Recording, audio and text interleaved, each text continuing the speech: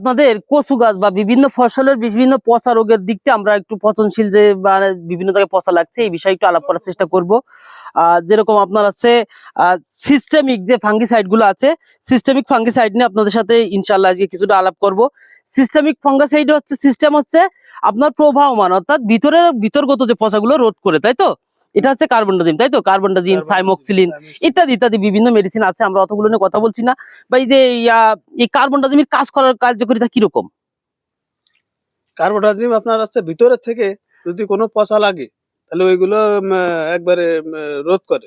একবারে রোধ করে মানে ভিতরে, অর্থাৎ আমাদের যদি পাতার এই জায়গায় একটা ওষুধ পড়ে একটু, এই ওষুধটা কিন্তু আপনার যেখানে পচা আছে সেখান পর্যন্ত দ্রুত যে ওখান থেকে পচা রোধ করতে পারে, তাই তো?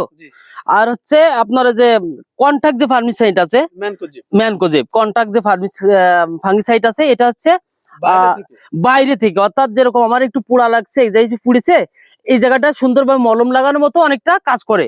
যেরকম আপনার পাতা একটু পচা আছে, এটা ম্যানকোজেব কিছুটা কাজ করতে পারে।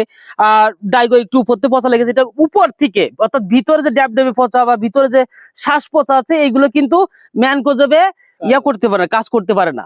এই জন্য আমাদের দরকার ওখানে কিন্তু সাইমোক্সিলিন অথবা কার্বনডাজিম। গত কয়েকদিন আগে একটা ভিডিও দেখছি, একটা ভাই সুন্দরভাবে ম্যানকোজেব এনে সুন্দরভাবে দেখাচ্ছে কৃষককে যে এটা দিলে এই রোগ সেরে যাবে, এই রোগ সারবে, গুড়া পচা হবে না গাছের। এটা কি আসলে আদৌ সত্যতা আছে কিনা আমার অবশ্য জানা নেই, যেহেতু এই সম্পর্কে আমার তেমন একটা জ্ঞান নেই। যদি আপনাদের কোনো জ্ঞান থাকে অবশ্যই আমাদের একটু জানাবেন। আর আমাদের ভিডিও যদি ভুল ত্রুটি হয়ে থাকে সেটাও কিন্তু আমাদের জানাবেন, আমরা সংশোধন করার চেষ্টা করব। আমরা নিজেরাই কিন্তু ক্ষমাপ্রার্থী। লতিরাজ কচুতে বিশেষ করে সব থেকে বড় বড় কিছু রোগ হয়ে থাকে, যেরকম সব থেকে মারাত্মক প্রাণঘাতী রোগ হচ্ছে গুড়া পচন। গুড়া যদি একবার পচন ধরে ওই জমি থেকে আর ফসল হারভেস্ট করার আশা রাখা যায় না, কারণ হচ্ছে গাছ যদি নিস্তেজ হয়ে যায় তাহলে কিন্তু আর ফলন আসবে না। আর যদি উপরের থেকে পাতা পচে যাতে 1 সপ্তাহ পরে বা 2 সপ্তাহ পরে যে কোনো সিস্টেম করে ভালো হয়ে গেল, পরের সপ্তাহে আবার ফলন দিবে। একটা বড় সমস্যা রয়েছে। আর গুড়া পচন কিসের জন্য হয়? একটা ভাই দেখছিল যে লতি গাছের গুড়া না কাটলে বলে পচন ধরে, না কাটলে পচন ধরে না।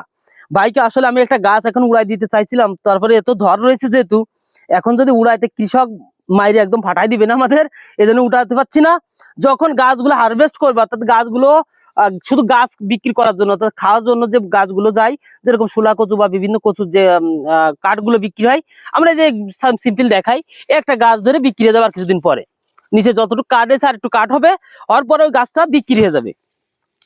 সেই সময় আপনাদের দেখাবো যে গুড়া কাটলে চারার কতটুকু রোগ প্রতিরোধ ক্ষমতা বাড়তি হয়। তিনি আমাদের অবশ্যই, আমরা এখানে চারা পাচ্ছি না, যেহেতু আমাদের এখানে কিন্তু চারা নাই। বাবু একটু দেখা দাও, আমাদের জমিতে কিন্তু আসলে কোনো চারা নাই। যেখানে লতি হিউজ পরিমাণে হয় সেখানে কিন্তু চারা হয় না। এই যে কিছু কিছু ভাই এখন দেখছি যে লতির লাগানোর জন্য একদম উন্মাদ পাগল হয়ে রয়েছে। ভাইদের আসলে আমি সামান্য কিছু কথা বলবো অবশ্যই, যেহেতু আজকের ভিডিওটা লং হয়ে যাচ্ছে আজকে বলছি না, আগামী কোনো ভিডিওয় এটা বলবো ইনশাল্লাহ। সবাই ভালো থাকবেন, আমাদের লাইক কমেন্ট করে পাশে থাকবেন ইনশাল্লাহ।